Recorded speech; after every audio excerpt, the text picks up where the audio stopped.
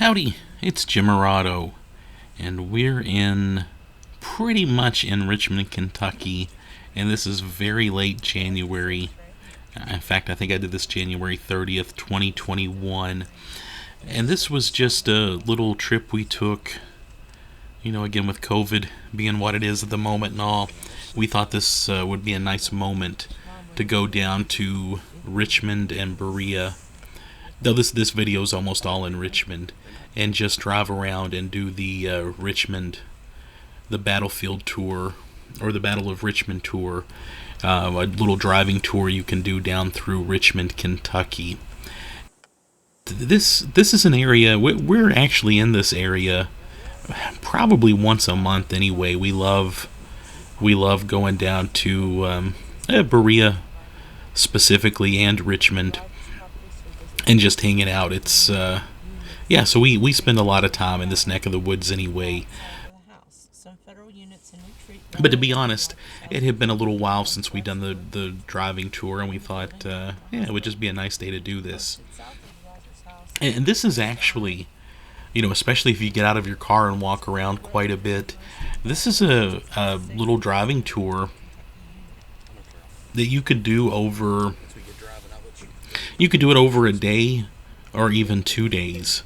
There's a lot going on here. In fact, that's the main kind of Richmond Visitor Center Civil War stop. They have a nice museum in there. We've done it before. We didn't do it this day. In fact, I'm not even sure if they're open right now. Yeah, that's I'm sorry, the Adam Rogers House, and it's just very conveniently located on US 421 in an area that I think of as between Berea and Richmond. I actually, myself, I used the blue and gray Battle of Richmond, Kentucky issue from 2009 on this particular day. That's kind of what we went off of. And here at the Adam Rogers House and the Battle of Richmond Museum that we're pulling out of now, it's stop number 1 on the driving tour. And they have several little boxes where you can grab one of their newsletters for free, and they also have some driving maps, some tour driving maps that you can take. Unfortunately, they were all out on this particular day, so I'm not sure how the blue and gray driving tour compares to the city's driving tour. But anyway, so yeah, we're driving, and I'm gonna leave. I'm not gonna edit out much of the driving, just in case you're doing this driving tour and you're trying to figure out where to go. You can, possibly reference this video. Later on in the video, I might edit some out, but as we go towards Big Hill, I'm gonna leave some of that in. And just real quick, a few things that I like about Richmond. I went to Berea College. I met my wife there. We were working at Boone Tavern. And Berea is a very historic town and college in its own right. And I'm very proud of that place. If you're going to do this driving tour and you're not familiar with the area, make sure you allow an hour or two to go down to Berea. I like Berea coffee and tea a lot. And we almost always stop at Papolino's for lunch when we're in town. So stop at Papolino's, grab a parking spot, do a loop around the block there, maybe walk around the campus. Make sure you stick your head into historic Boone Tavern while you're there, a very old historic inn. Lots of famous people have stayed there, and it's just a cool place. But yeah, sticking mostly to Richmond today. A couple things I like in Richmond. There's Purdy's Coffee. And I love coffee. Purdy's is probably, it's my favorite coffee shop in Kentucky. There were a couple of other contenders, but I'm gonna say for the record, Purdy's coffee shop in Richmond is my favorite. I've never had a bad cup of coffee there. They're consistently good, friendly staff. It's independent. They're doing everything perfect. Hopefully they're gonna reopen their downtown location, one of the prettiest coffee shops I know. But in the meantime, they do have a drive-through location, which we'll probably pass today. Before we started this tour, I stopped at Purdy's, though, for a cup of coffee, as I always do when I'm down here. And before I forget, Wanted to mention that I've also used Kentucky's Civil War Battlefields, A Guide to Their History and Preservation by Randy Bishop. One of my favorite, just quick reference books about Kentucky battlefields. Randy Bishop has also done a similar book on Tennessee, and it's just, he gives 20, 30, 40 pages to each of the significant battles that happened in Kentucky. And it's just a really, really nice place to start when you're looking into researching a battle. So I wanted to mention that too, in addition to the old Blue and Gray issue from 2009 that I'm using. Blue and Gray, one of my all-time favorite magazines. It breaks my heart that it is no longer published, but look for back issues when you can. They got a little bit of value to them. I know some people on eBay are asking way more than cover price for them, because they should. They're good. They're good magazines. Whoever owns the rights to them might want to think about reprinting them. And just a quick note about the Adam Rogers house that we just left a moment ago, the first stop on the tour. Reading from Blue and Gray magazine. Let's see. At the time of the Civil War, this intersection was called Rogersville. The action on August 30th, 1862 is divided into 3 phases. The Rogers property served as a staging area for Union units entering Phase 1 of the battle, fought south of the house. Some Federal units in retreat rallied at the Rogers house before moving northwest towards Richmond, and the building became a hospital. Posted south of the Rogers house and astride the road during most of the battle were elements of the 6th and 7th Kentucky Union cavalry under Leonidas Metcalf. And of course, like I said, it's a museum today at this moment.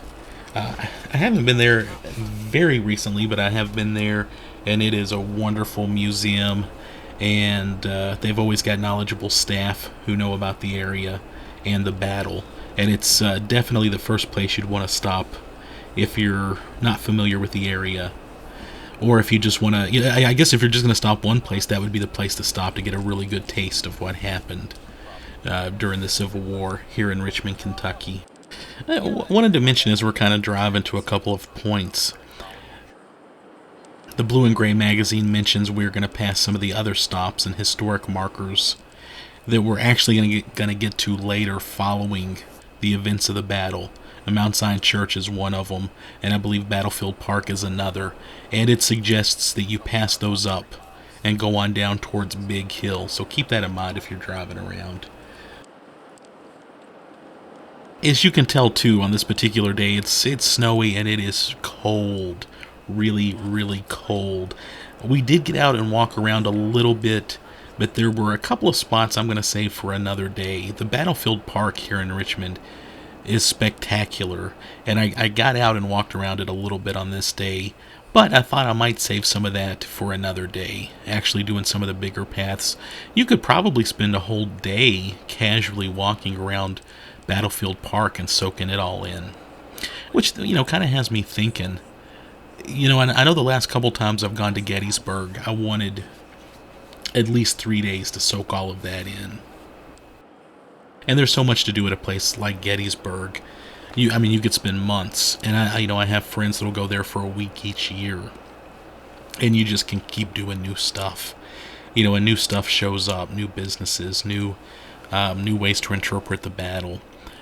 Really, any spot you go to associated with the Civil War, you could do a deep dive and really, really get into this. You could really spend some time, at the museum that we just were at the Battlefield Park, wandering around the woods at a couple of the sites we're going to go to here in a little bit. There's just a ton that you could do. And in fact, as I mentioned, I'm in this area a lot, but I don't feel like I'm there enough. And while I was going to Berea in the mid 90s, when I was going to Berea College in the 90s, I knew a Civil War battle had taken place here, but I didn't know the specifics. I wasn't taking a lot of history classes at the time. So, I never took a field trip out here. This is just something I didn't know a whole lot about until later in my life. would I learn more about it as I got into the Civil War. So just something to think about. Sometimes you have to dig for a little bit of information. You have to find a nice old copy of a blue and gray magazine that has info, or stop by a visitor center to kind of get what all's going on. Yeah, I just wanted to mention, I hope these people don't mind me turning around in their driveway, but we sort of overshot uh, stop number stop number 2 on the path we're taking. There was another stop up here that we were looking for, and we kind of went just a little bit too far. So yeah, we realized that. So going back just a little bit, seeing a little bit more of this nice area.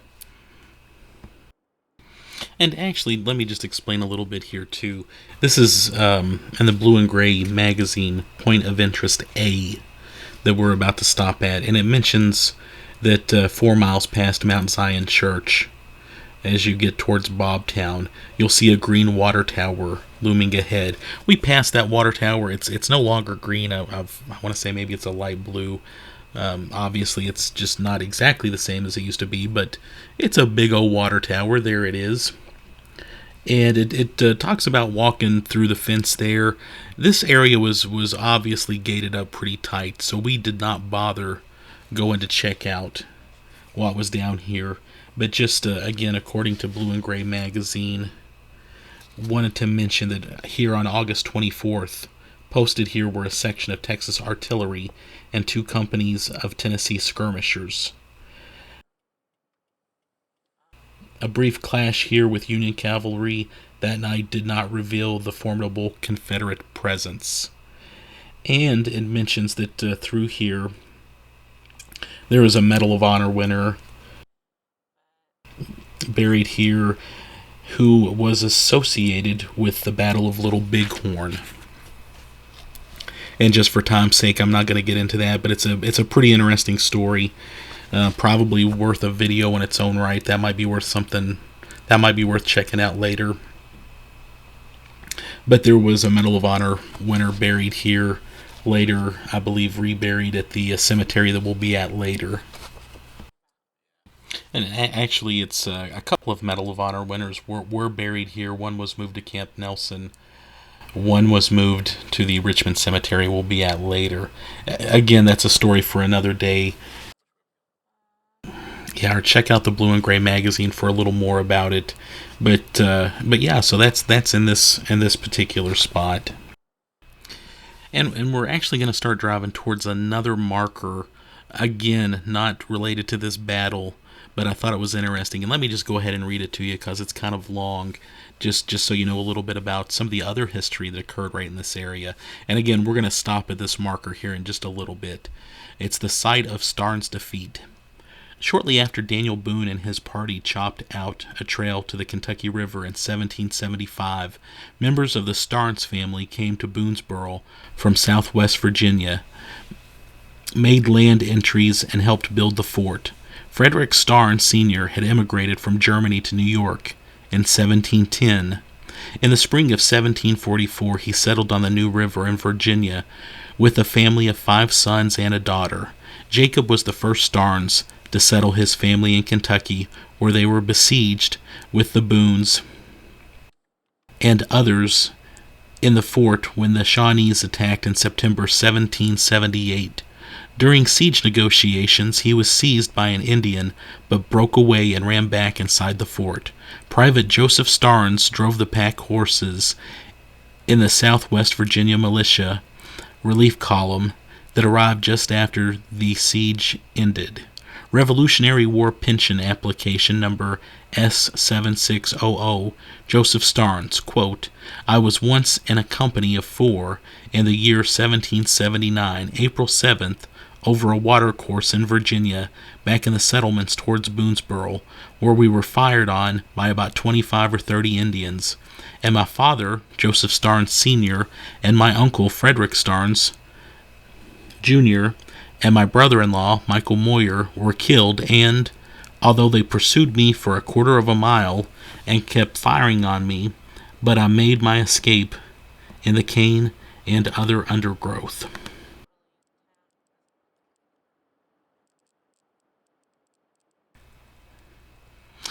The site of attack on the Starnes was less than a mile west of here, toward Robe Mountain, on Blue Licks Creek near the original location of Squire Boone's Rock, in an area the settlers called Buzzard Pass, I believe. The sign's a little faded.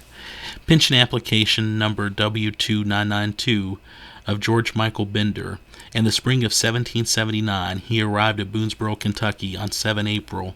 They found Captain John Holden with only about 15 men under his command, and the fort in great distress and imminent danger in consequences of Mr. Starnes, and a party of 10 or 12 having left the fort a day or two before. Nearly all of them fell into the hands of the Indians. One who made his escape, Joseph Jr., got to the fort about 2 hours after they did, and gave information of the defeat of Starnes and his party. Fortunately for us, we had missed the path, and at the time, the Indians who killed Captain Starnes and his party were passing on it. Bayless Hardin, Whitley Poppers, some other people, there's a quote about the incident also. There's a little more on the sign, but I think that gives you just a rough idea of what happened, and I wanted to include that as we're driving out through here. And to read that particular sign, just so you know, I had to kind of pull over into a driveway. Again, I hope the people who live there don't get too upset at people pulling into their driveway to read that historic marker.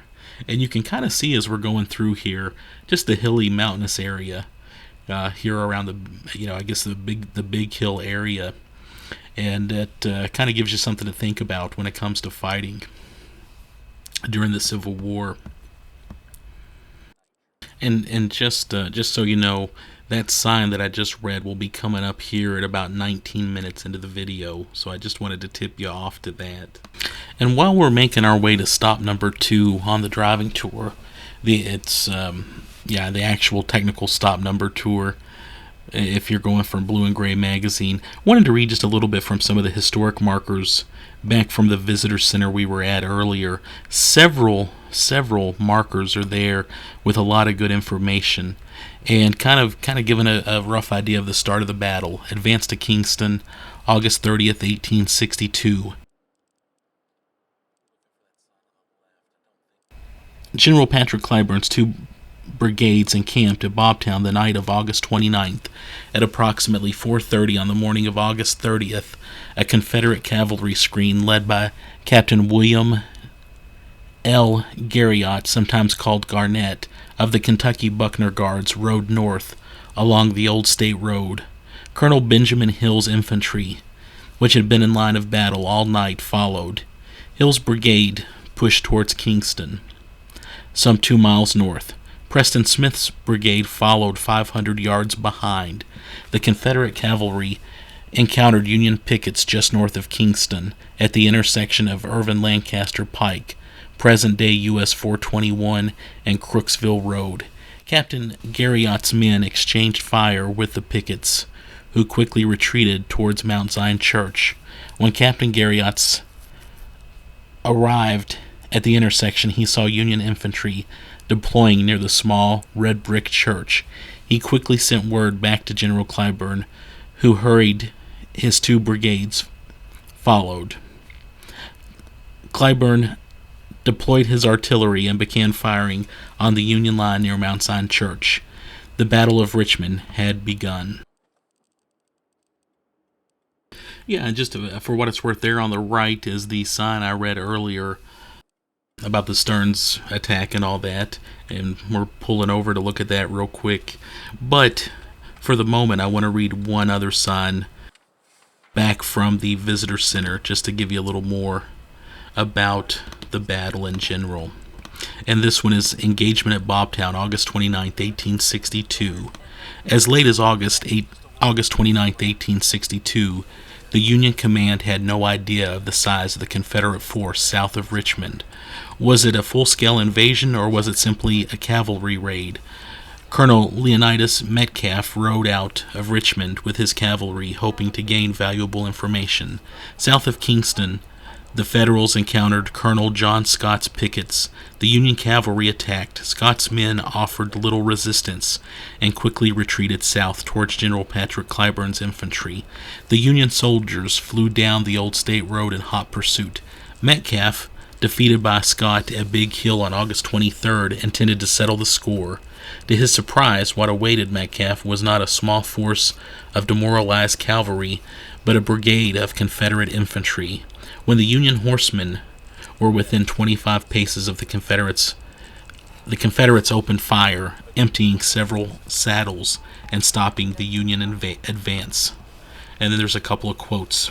The Lincolnites were allowed to approach sufficiently near to ascertain by the sound on the road something of their exact whereabouts. When the skirmishers of the 48th Tennessee were ordered to fire, throwing the cavalry into utter confusion, causing a pell-mell retreat, one of the enemy was here killed, several wounded, and 3 captured, Colonel Benjamin Jefferson Hill. The Federals dismounted and continued the attack, but to no avail. Realizing that he could not win, Metcalf ordered his men back to the Federal lines. And I think just very roughly, this whole battle is, you had a pretty solid Confederate group with the numbers fighting some kind of new Union recruits that weren't very well trained, and there was a whole lot of confusion in the Union leadership. And this was just a big, messy loss for the Union. In fact, it is called the most complete Confederate victory during the war. Something to think about. You basically had General Bull Nelson with the U.S. kind of underestimating the Confederate presence here, and even kind of leaving the area, assuming that things really weren't that bad, and having to come back later in the battle as Kirby Smith and Braxton Bragg's Confederates basically just did a number on the area. This is probably, I don't know, in my opinion, it's kind of an underrated battle in the Civil War. It's one that you just don't hear a lot about, but a whole lot happened in it. So, especially with kind of Bull Nelson sort of wandering off, he was very unpopular. Later on in the battle that the fighting that occurs at the Richmond Cemetery, he's actually accused by some of striking and even killing some of his own men who are running away from the battle. And he also kind of looks bad as he assures some of the Union fighters that 12,000 reinforcements are on their way, knowing that that's a lie. So yeah, just some interesting stuff going on here. Lots of confusion, and again, just a thorough victory by the CSA. Yeah, and right here is stop number 2 on the tour. There's a historic marker there on the right, just going out of sight. And you can kind of get a good look at the terrain here as we stop to read that sign. And let me just read it to you real quick as we go on to the next spot. Civil War action. August 23rd, 1862, Colonel Scott's Louisiana cavalry of General Kirby Smith's invading army from Tennessee routed Colonel Metcalf and Union troops. Approaching Richmond as USA Army arrived, Scott went back to Camp Wildcat, then joined Smith in Richmond Victory, August 30th, 1862. March 1864, General Grant, on way to take command of all U.S. armies, stopped at House south of here. And that's kind of interesting.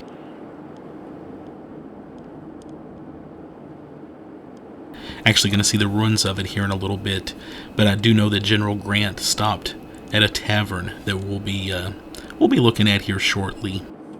And as we drive to stop number 3, there's one more historic marker that I wanted to read again from the Visitor Center. Again, lots of great information and interpretation at that Visitor Center. Probably a good 10-15 historic signs to read there explaining parts of the battle. But there was one more that I think is important to understanding this battle, and it's called An Inexperienced Army. General Mahlon Manson's brigade had almost no combat experience. The grizzled veterans of the brigade were the 18th Kentucky.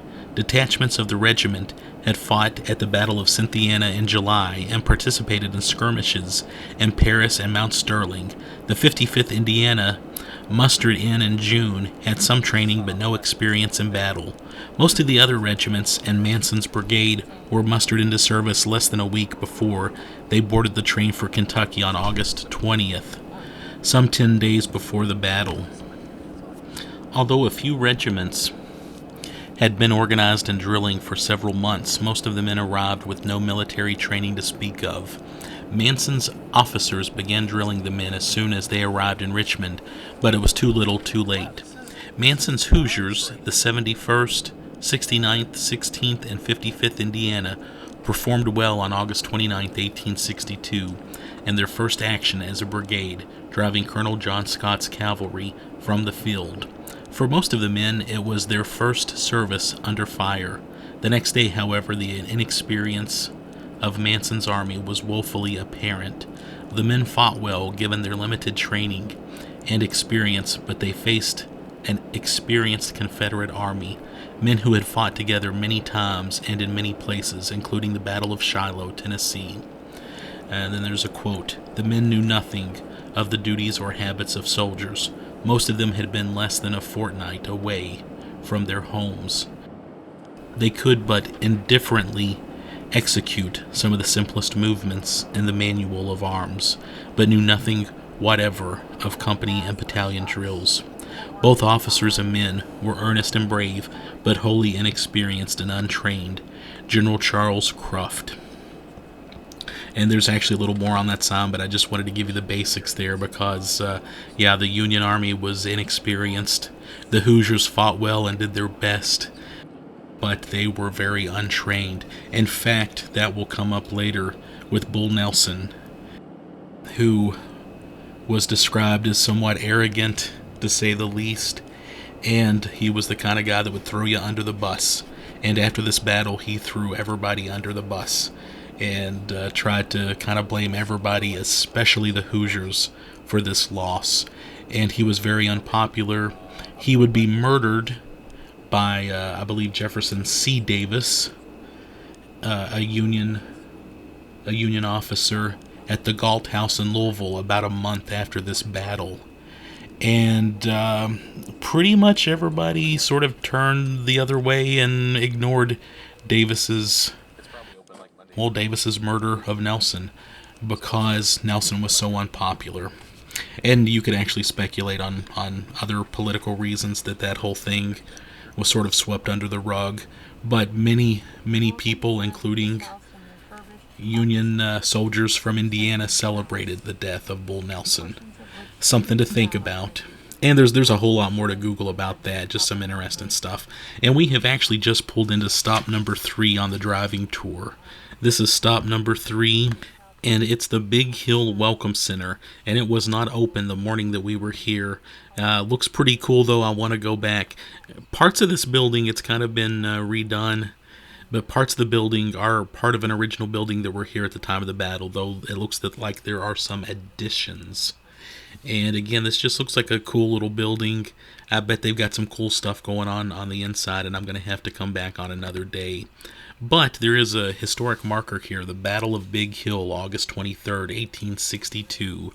From that marker, the Confederate Colonel John Scott was in Mount Vernon when he received word that a Union supply train guarded by 700 soldiers was south of Richmond. Colonel Leonidas Metcalf's 7th Kentucky Cavalry and a portion of the 3rd Tennessee Infantry, U.S., under Lieutenant Colonel John C. Childs, were guarding the train en route to Cumberland Gap. Scott's cavalry moved north, determined to capture the supplies and to push north to Richmond. The Confederate cavalry took position here at the top of Big Hill and waited for the Federals. Alerted to Scott's presence by his scouts, Metcalf moved south. He arrived here in the early afternoon and deployed his men. Metcalf's position was strong, but the 7th Kentucky mustered into service just 1 week earlier, had little training, and had never seen combat. Both sides dismounted and began firing. The exchange of small arms fire lasted for about 30 minutes, and then Scott brought up his artillery. The combination of the artillery and a Confederate flanking movement was too much for the inexperienced Federals. Metcalf's men broke and ran. And it goes on. Confederate horsemen pursued the panicked Union cavalry towards the 3rd Tennessee Infantry at the foot of the hill near Merritt Jones's Tavern. We'll be going there in a moment. When the Confederates got within 100 yards, the infantry opened fire. The volley stopped the Confederates briefly, allowing most of the Federals to escape. At least 150 Union soldiers were captured. About 100 were either killed or wounded. Scott lost less than 20 men, and having scattered the escort, easily captured the Union supply wagons. Alright, and we are now actually at stop, I think it's stop number 4 and stop number 5. Kind of, we're going to be hitting those together, and you got to do a little walking to get to them, so that's what I'm doing. And let me just read a brief historic marker, kind of right beside the road before you start walking. Merritt Jones / Wayside Tavern. A log tavern down this lane was by 1830s an overnight stop on the old state road from Cumberland Gap to Lexington. The older half of building dates back to circa 1800. During the Civil War, Jones Tavern was held alternately by Confederate and Union forces. In January 1864, General U.S. Grant and staff stayed overnight on their way from East Tennessee to Lexington. Also, during the Battle of Richmond, August 29th to 30th, 1862, this building was a Confederate field hospital for men wounded while fighting farther north near Mount Zion Church. 13 who died here, including a boy soldier only 15 years old, are buried in a small cemetery in the woods above the house. And we're walking out there. Yeah, there's another little plaque. And this is something, okay, there's some nice signs out here, and as you can see, I'm at the cemetery. Those are some more modern markers. I've read that the exact burial sites of the men are not known, so they've kind of put up these little monuments to mark, to memorialize the soldiers. And this is a very nice walk. Let me tell you, I parked my car and I went walking. I think I read that it was 540 feet off the road to the cemetery, but you have to walk down a road first. I probably could have driven my car down it, but it's snowy. I didn't know what the conditions would be like. It probably wouldn't have been a big deal to drive, but there's by that marker that I read just a moment ago, you can park or you can go down a little trail, and then about 500 to 600 feet off the road is this little cemetery. And just look how beautiful this area is. I really enjoyed this moment, and I ended up staying out here longer than I anticipated. And this is just such a perfect spot. Yeah, I can't say enough about this. I just really enjoyed being out here and taking this little hike. In fact, I purposefully got a little bit lost out through here and just enjoyed walking around. But this is beautiful. And this was definitely worth getting out of the car and going for a little walk. Even though I was freezing to death. It was a real treat, and I'm glad I did it. And as you can look around and see, this is just special. Look at that little creek. And this was just a few steps away from the cemetery. But there was just so much going on through here. It was just so nice being out here. And let me just go ahead and tell you a little bit about the tavern. Just a very, very short walk from here, a couple hundred feet. And I actually kind of went off trail. I had a rough idea of where it was. I kind of walked away from the cemetery. Yeah, here we go. These are the remains of the Merritt Jones Tavern. And I believe, if I read this correctly, I think this was actually still standing up until a decade or two ago. I'm not sure exactly when, but there was a fire that took it out. But you've still got these chimneys. And yeah, it's kind of cool to come upon these ruins. And there is a picture of the ruins in the blue and gray issue that I've kind of been going off of. And there's a kind of a large, almost panoramic type picture of the area in the 1930s. And there's a very small image of the tavern still standing. But yeah, look at this. I mean, you can walk right up and touch these stones and know about the history that was here. And I think that's just incredible. Also, again, from the Blue and Gray magazine, it mentions that in Grant's memoirs, he talks about being here. And he was looking for a supply route, something that would be good. And he's quoted, "The road over Cumberland Gap and back of it was strewn with debris and broken wagons and dead animals. The road had been cut up to as great a depth as clay could be by mules and wagons, and in the condition frozen, so the ride of 6 days from Strawberry Plains to Lexington over these holes and knobs in the road was a very cheerless one and very disagreeable. I found a great many people at home along the route, both in Tennessee and Kentucky, and almost universally intensely loyal. They would collect in little places where we would stop of evenings to see me, generally hearing of my approach before we arrived." And it goes on to talk about the tavern. "One of those stopping places was the Merritt Jones Tavern. Mr. Jones was off fighting with the Confederate Army, but Mrs. Jones was present. She played hostess to the man, who in 2 months would be named commander of all the United States armies, with the revived rank of lieutenant general." And that's exciting as heck to me. I'm standing in a spot where President Grant stood at one time. And not to mention all that Civil War history in general right there. Okay, and I'm not keeping things as complete as before, so get a little map if you're going to be driving through here, but we're driving to stop number 6 from the Blue and Gray tour. And there's a stop, there must be a pullover or something we missed, but basically we're driving parallel, I believe, with a creek. And it says, "Note the creek here, known as Mound Branch, and the ravine through which it flows, often referred to as Churchill's Draw. Colonel McRae's brigade of Brigadier General Thomas Churchill's division was composed of dismounted Texas cavalrymen and Arkansas sharpshooters.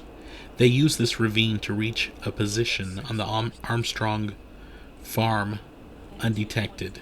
Their march is shown on the 3 tour battle maps elsewhere in the magazine." Yeah, so anyway, that's kind of what we were driving by at the moment. But we didn't see a place to really pull over. I'm sure there was one.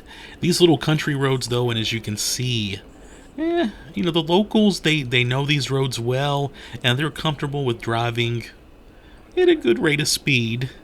So we're kind of cautious about pulling over most of the time.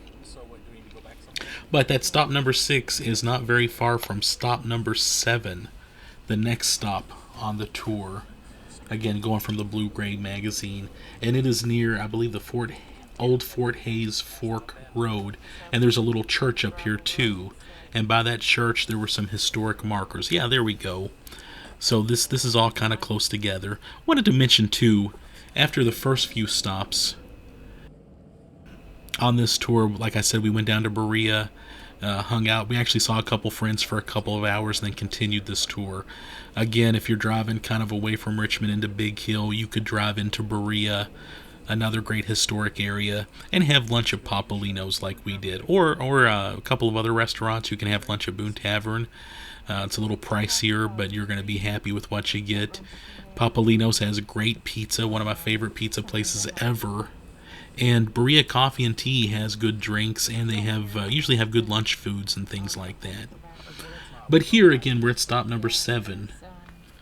Yeah, this is just a pretty area. There's a pretty overlook here. A couple of historic markers. They're somewhat repetitive of the markers up at the visitor center, but we still stopped and just enjoyed this view. And again, going from the Blue and Gray magazine. This stop is known as the Battle of Richmond Phase 1, Old Hayes Fork Road. The high ground here is where Clyburn formed his lead brigade under Colonel Benjamin J. Hill, soon joined by the 1st Texas Battery and the Marion, Florida Light Artillery. Behind Hill, Colonel Preston Smith's brigade formed as it arrived before moving to the right and extending Clyburn's line eastward. it goes on a little bit. But yeah, this is just another site on the battle, another stop.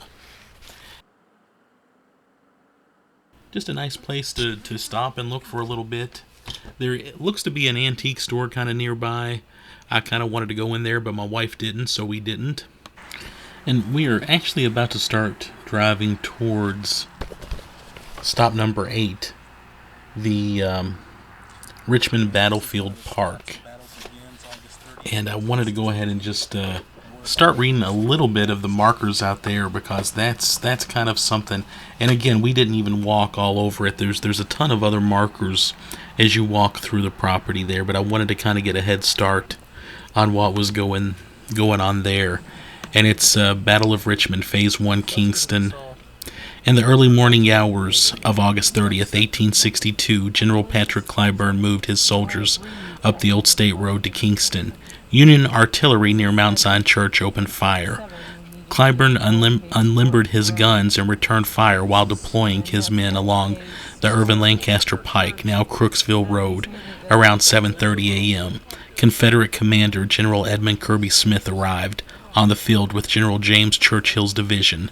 Kirby Smith ordered Clyburn to delay a general assault until Churchill moved one of his brigades up a ravine west of the Old State Road. Union General Mahlon Manson weakened his position by moving men to the east. Clyburn matched Manson's movements, and the two lines fought in the woods east of here. The Confederates repulsed the Union assault, just as Colonel Thomas McCrae's 1st Brigade prepared to attack the western end of the Union line south of Mount Zion Church. A couple of quotes, one from General Mahlon Manson. The enemy pressed forward with a heavy force and drove all of our troops on our right before them. At the same time, we were entirely outflanked on the left, and the enemy, having gained cover of a large cornfield and woods, made a descent upon the left wing, which gave way and retreated in great disorder. And another quote, Lieutenant Colonel James R.S. Cox, 16th Indiana. The rebels had succeeded in outflanking us, and we were now under a terrible crossfire from 3 sides, while their batteries still played upon us with their deadly meteors. Just a little more to think about there, of course. And from another marker that we're about to see here as we come up on the Battlefield Park, which is kind of centered around Pleasant View Farm. It's slavery at Pleasant View Farm. Never a plantation. Pleasant View Farm had its beginnings in 1801 when Joseph Barnett bought 578 acres on the Hayes Fork of Silver Creek. By 1824, he had constructed the brick house that stands today. About that same time, Barnett is believed to have built the 3 slave houses that are known to have stood on the property in 1850. The brick portion of this building is thought to be one of those original slave dwellings. Slaves accompanied the earliest settlers to Madison County. Slaves were property, labor, and a source of wealth, and, like most well-to-do landowners, Joseph Barnett owned slaves. In 1820, Barnett owned 21 slaves, 9 of whom were under the age of 10. Some, perhaps all, of those slaves lived in this and the other 2 dwellings that stood near here. Barnett was probably the only owner of Pleasant View Farm to grow labor-intensive plantation crops, such as hemp, flax, and tobacco. Production of these crops, which were grown by most prosperous Madison County farms in the first half of the 19th century, was heavily dependent on slave labor. William McCord, who bought the house and 200 acres in 1846, operated a typical, diversified family farm. Cattle and hogs were the principal livestock. Corn and sweet potatoes were the principal crops. Like Barnett, McCord depended on slaves to provide the farm labor.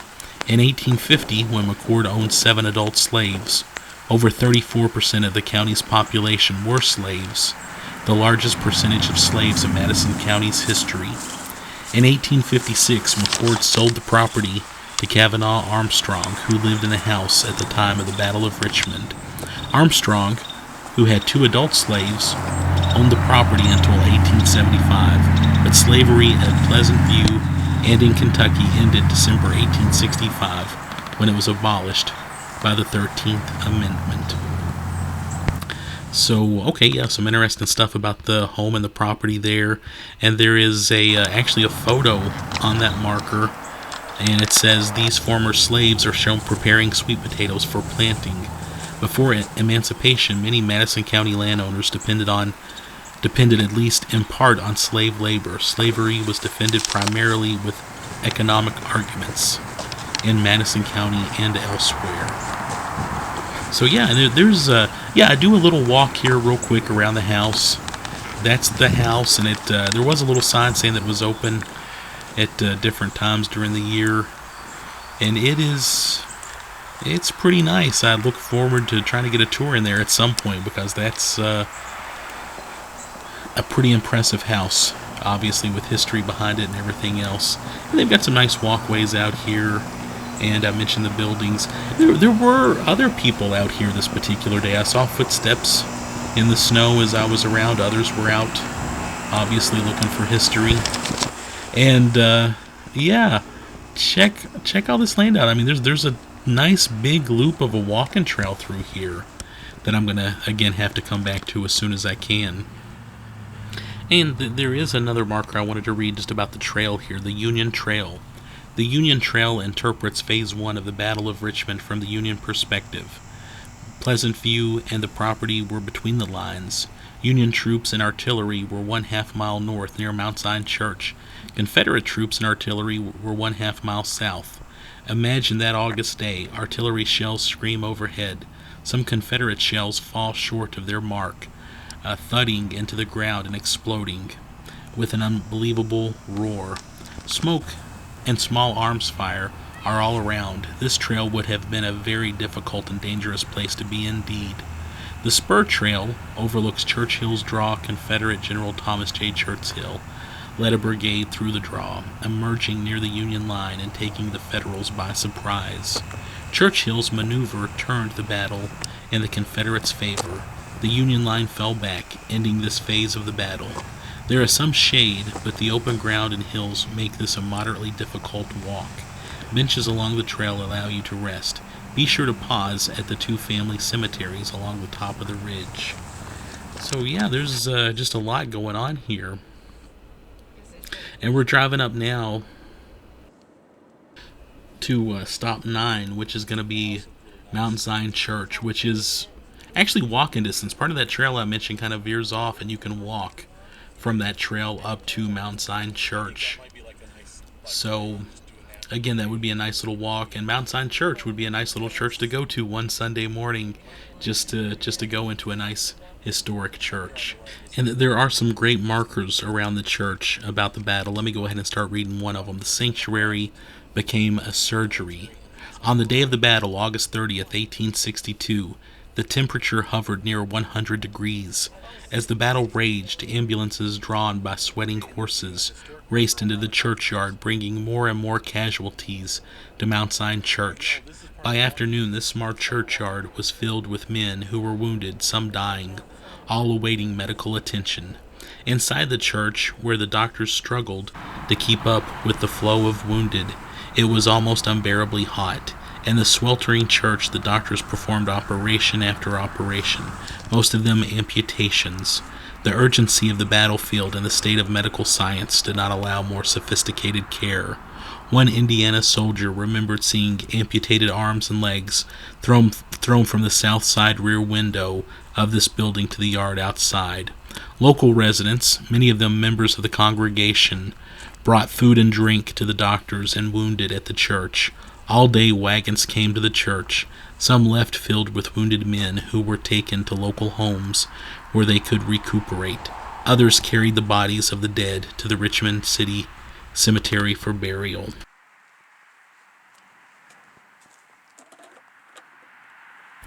Just a little more, when the wounded arrived, they were quickly divided into 3 groups: mortally wounded, the slightly wounded, and those requiring immediate attention.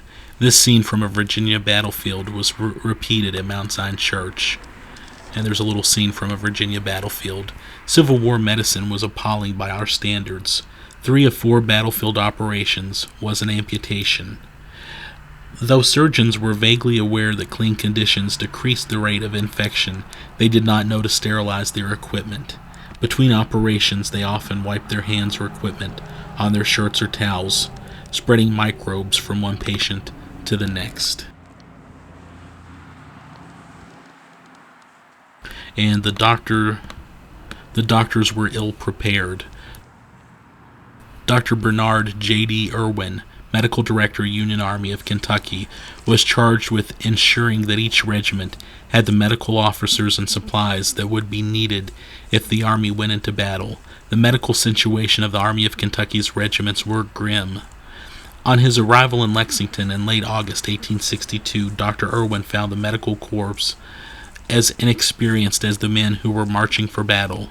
The few medical officers had neither medicines, instruments, ambulances, tents, or camp equipment to enable them to perform their duties. With 3 exceptions, the medical officers were inexperienced in service and had but vague ideas as to the extent or sphere of their duties. Civil War Field Hospital. This is a historic marker in front of the church. Built in 1852, this building was adjacent to the location of the Battle of Richmond, August 29 through 30th, 1862, and became Field Hospital for William Nelson's 1st and 2nd Brigades, USA. Mortality was high, and about 40 Union soldiers were buried in mass grave near church. Reinterred in Camp Nelson National Cemetery, 1868. After war, building again served as Mount Zion Christian Church. On August 30th, 1862, this building was struck by fire from Captain John T. Humphreys' Arkansas Artillery Battery with Churchill's 3rd Division of E. Kirby Smith's Provisional Army of Kentucky, CSA. A scar is still visible on south wall. Battle of Richmond brought a Confederate victory. After Battle of Perryville in October, Confederates retired from the state. So yeah, there's that, and now we're driving, again, walking distance from the church to the, this is the pro shop at the Battlefield Golf Course here in Richmond. And I'm not a golfer. I don't know a whole lot about golf. Not a fan of golf, to be honest with you, but I have places like this. I often stop just for the heck of it. I walked up here, and I didn't expect them to be open, but a nice young man stuck his head out. And he, asked him a little bit about what he knew about the Civil War, and he was great. He knew a lot, and he was asking me if I'd went down to the church and the Battlefield Park. You could tell he cared about the history and just seemed like a nice young man. He was very enthusiastic. He gave me a scorecard, asked him if they had a business card or anything with their logo on it. He gave me a scorecard for my scrapbook, which I thought was nice. And I did buy 3 golf balls at $2 each, with the Civil War cannon on them and the place's logo on it. And they have a marker out front too, which I thought was nice. Oh, and I did want to mention that the young man working there told me that they were closed, but when they're open, there is a mural kind of about the battle that they invite people in to see. They have not been open since COVID, though. He said they hope to open again in March. Yeah, and that is stop number 10 on the driving tour. And again, from the Blue Gray magazine, the Palmer House serves as the pro shop for the Battlefield Golf Course. It was the Thomas Palmer family who lived there, the Palmer House. And artillery projectiles struck the house, and soldiers rummaged through the place, seeking cover from enemy fire, and some even turned up a supply of Kentucky whiskey. General Charles Cruft's Union line crumbled in this area after 10:30 a.m. Seeing the panic spread, a civilian aide on Cruft's staff sprang into action. John Miller, 64, a local man who had helped raise 4 regiments for the Union, and in doing so earned an honorary title of general, grabbed the Stars and Stripes to rally the 95th Ohio. For his efforts, he fell mortally wounded from artillery fire. He was taken to the Palmer House, where he died 6 days later. And I absolutely think that is worth noting, and a fascinating fact, and something that makes that a place you definitely want to stop at on your Richmond area tour.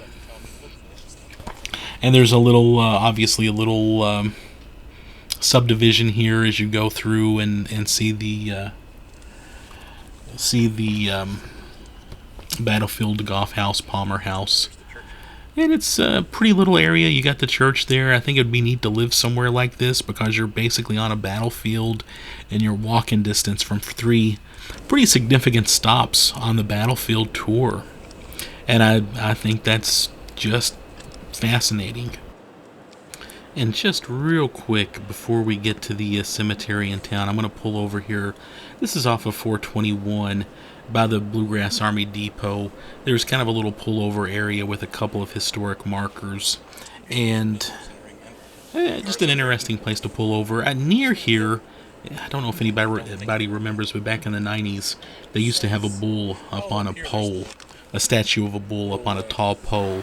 And I always heard that when I think ag majors graduated from EKU, they were allowed to climb that pole and paint a certain part of that bull. And I don't know how true that was or not, but that bull is no longer there. But it was kind of, if I remember correctly, it was kind of in this area. But now there's a couple of historic markers. And there's just a really weathered sign for the Battle of Richmond, August 29th through 30th, 1862. Confederates, 12,000 infantry, 4,000 cavalry. Federals, 7,000 infantry. Generals, Confederate E. Kirby Smith. Federal, William Nelson. M.D. Manson. Losses, Confederates, 75 killed, 200 wounded. Federals, 206 killed, 844 wounded, 4,305, I believe, prisoners. Many men escaped, 9 pieces of artillery, 10,000 stands of small arms, large quantity of supplies. And again, that's just a very weathered sign. And there are a couple of other markers there. There's Fort Estill, again, not Civil War related, but worth reading.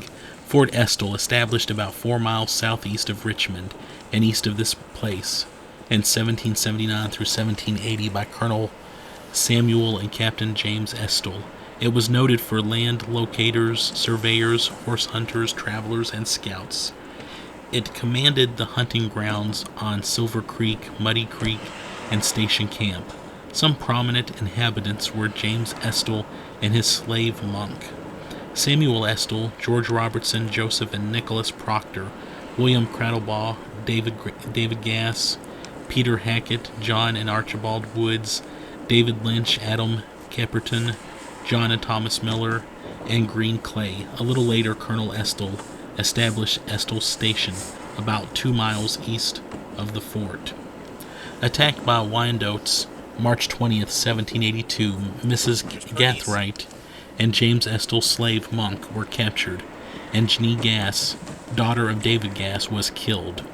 Monk's exaggeration of the number of men in the fort caused the Indians to depart.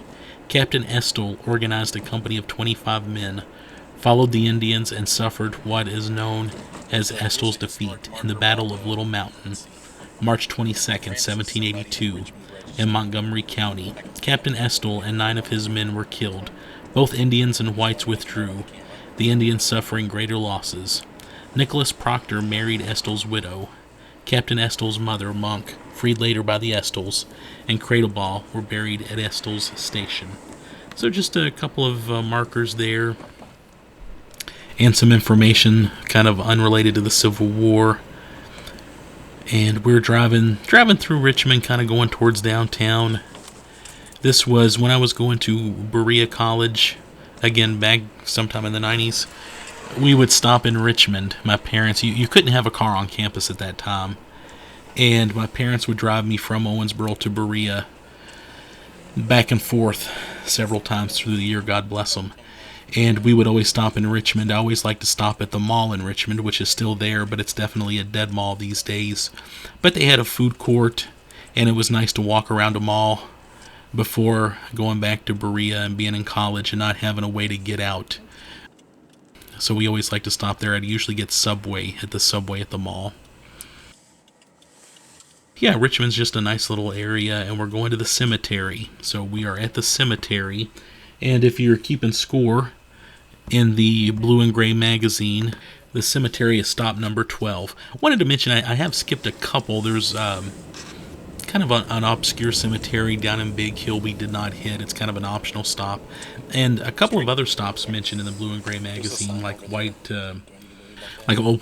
We're not going to stop at Whitehall because that's kind of a separate stop. That's a place that has a life of its own, so we're not going to go there. But we're hitting most of the main stops on the Richmond Battlefield driving tour, and this is the cemetery.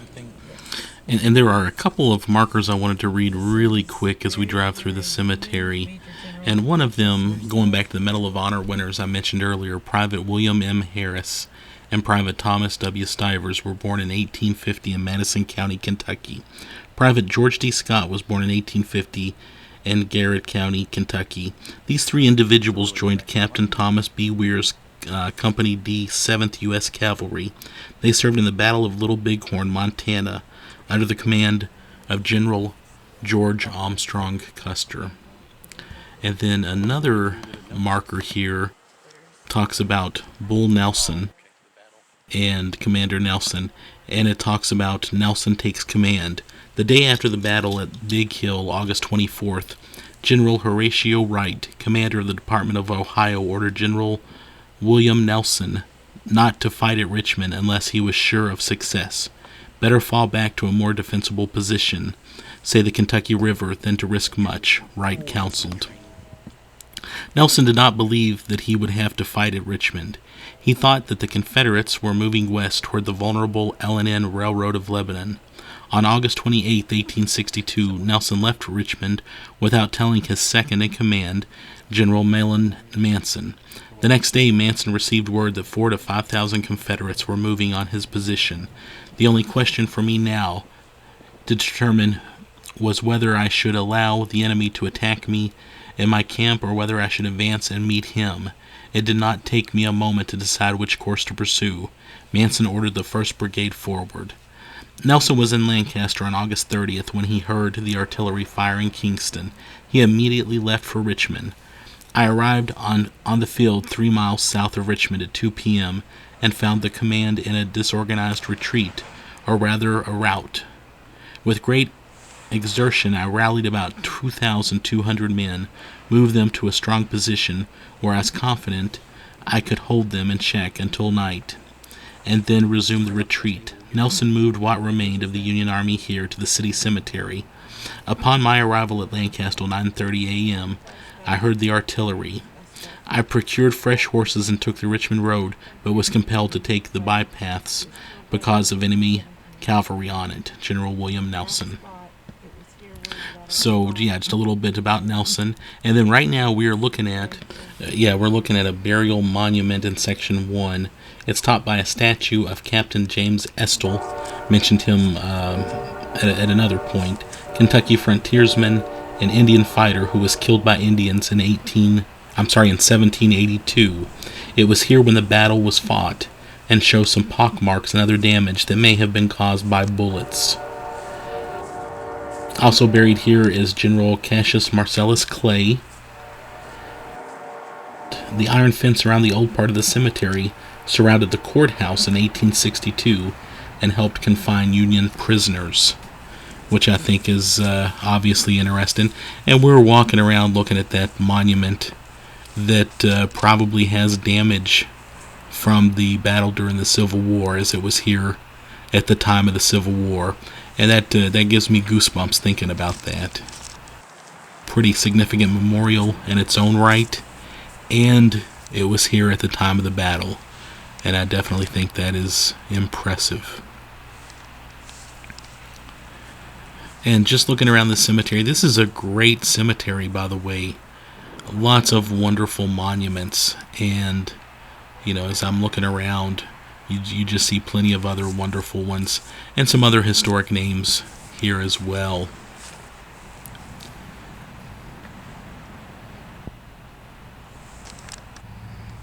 Oh yeah, including this one. And that, of course, is to James McCreary, two-time governor of Kentucky.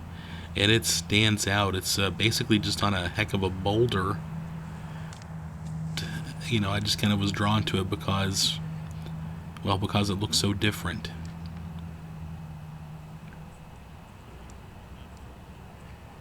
Obviously, other people are there at the cemetery this particular day. A couple of walkers, I said hi to them a little bit later. They were there looking at the historic monuments in the cemetery also. And it was just nice seeing other people close to a railroad tracks too, which is pretty cool. And I believe we're going to be seeing another memorial here in a little bit. There is a Confederate memorial over a mass grave in Section H. Yeah, there we go. That's the one, which is just impressive. And we'll get out and look at it here in just a moment.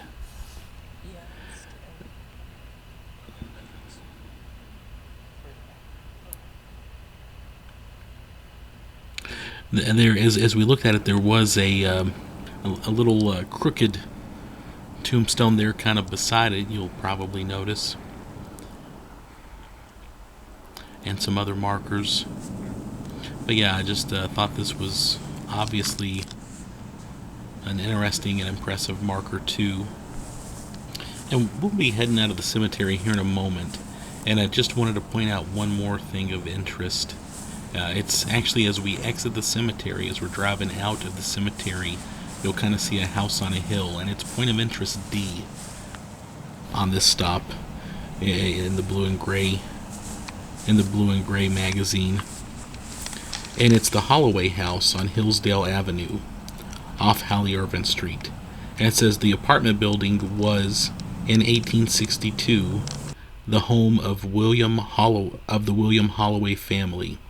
Union Colonel William O. Link, commanding the 12th Indiana Infantry, was severely wounded in the thigh during the fight at the cemetery. He was taken to the Holloway home, where he soon died. The 12th Indiana lost its flag in the cemetery fight.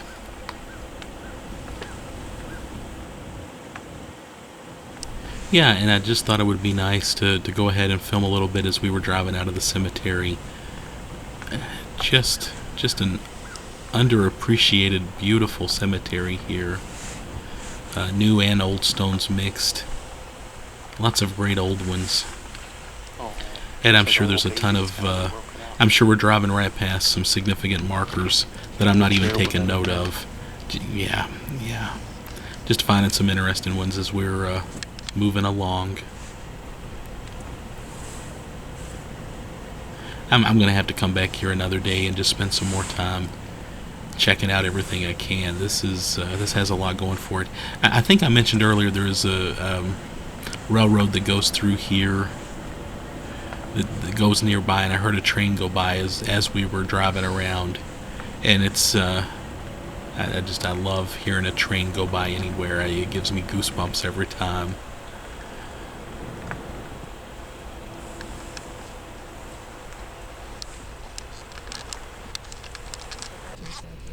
Yeah, and there we go. We are heading out, and you can see, I think I zoom in here a little bit on the Holloway House. Yeah, it's kind of, the view's blocked a little bit by some of those trees, but yeah, it is up there. And we're about to take a left and go to downtown, what I think of as downtown Richmond, and go over by the courthouse, which is really about the last major stop on the tour. And if you're familiar with Richmond, you know the courthouse.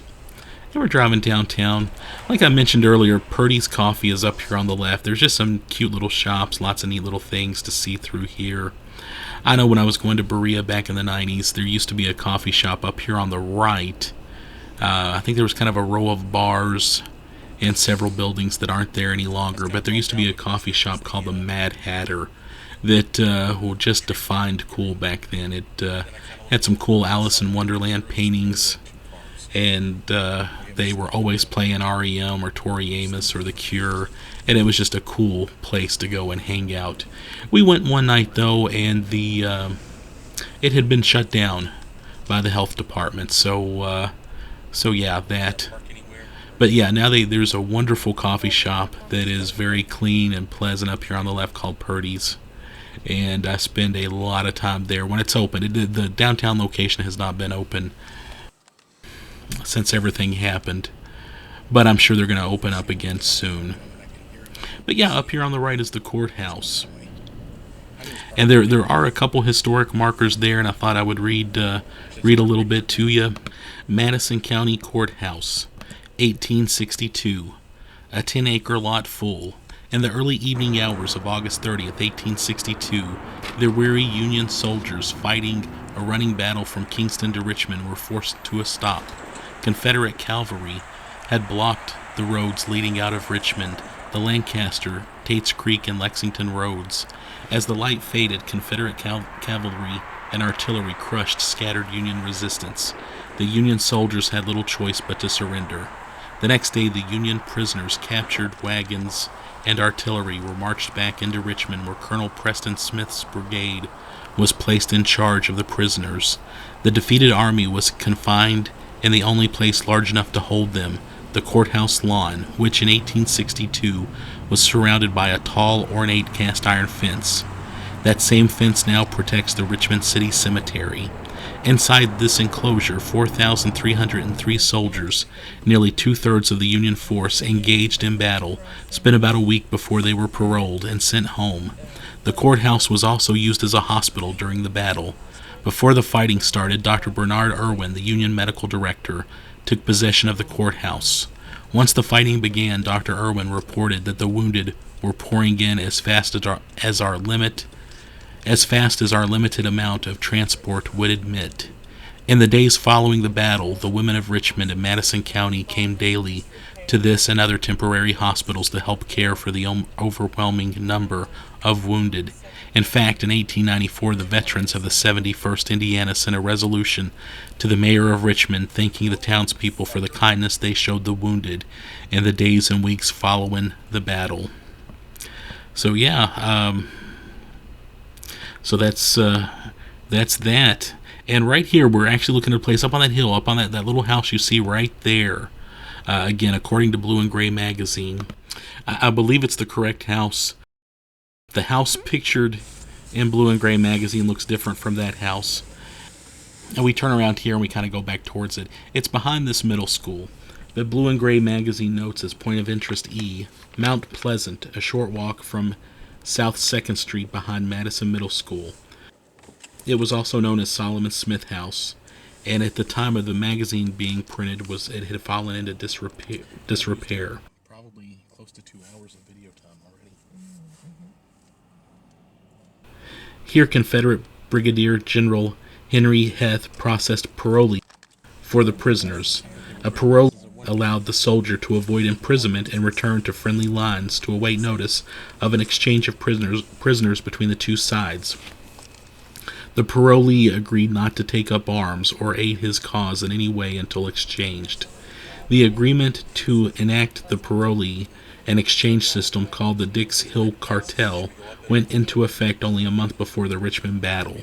So that's that house over on the right. I think we're kind of going past it. It would be kind of up that gated hill there. And it does look like, if it's the same house, they have really they fixed it up. And it looks very nice now.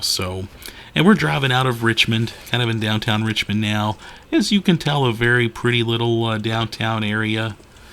Lots of nice little buildings, old historic buildings, and all. And we're just kind of driving around a little bit, actually. I forgot that we just decided to roam around a little bit before we left town. Yeah, but that's pretty much, in a nutshell, the Battle of Richmond. A couple of other sites you could stop at that we did not go to that are kind of a little further out. A couple things to keep in mind with this battle.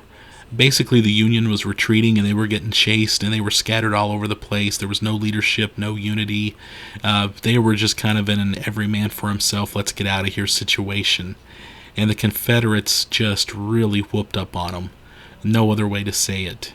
And, like I mentioned before, it's considered one of the most complete Confederate victories of the war. And luckily, Richmond has taken a whole lot of pride in their Civil War history. And they've got, historic markers, a museum visitor center, a park, several sites dedicated to that Civil War battle. And It definitely makes for a nice day to come down, a little road trip. And you could spend a pretty solid day here, a day plus, really seeing stuff related to the Civil War. And I think that's great. I guess that's about it. Wanted to mention, I did go out and walk in the woods a little bit earlier at the tavern ruins and to see one of the Confederate cemeteries. There are warnings in the Blue and Gray magazine that I'm sure during warmer weather there are poisonous snakes out there. It's a bit of a hotbed for what is it, timber rattlers? I don't know my snakes, but people have been bitten out there. So be careful if you go, especially in warmer weather. Also, while I was there were a ton of sticker bushy kind of plants all over the place. I got stuck several times, so be careful too, and stay on the trail. That's always a good idea. Yeah, the Battle of Richmond, and at the Visitor Center Museum they're always. I know they take donations and all that. And I don't even. I'm one to say they don't even charge. If they charge anything to visit the museum, it's next to nothing. So anything you can drop in the bucket to help them out is appreciated. Yeah, I guess that's. We just wanted to mention that as we drive out of town. Thanks a lot.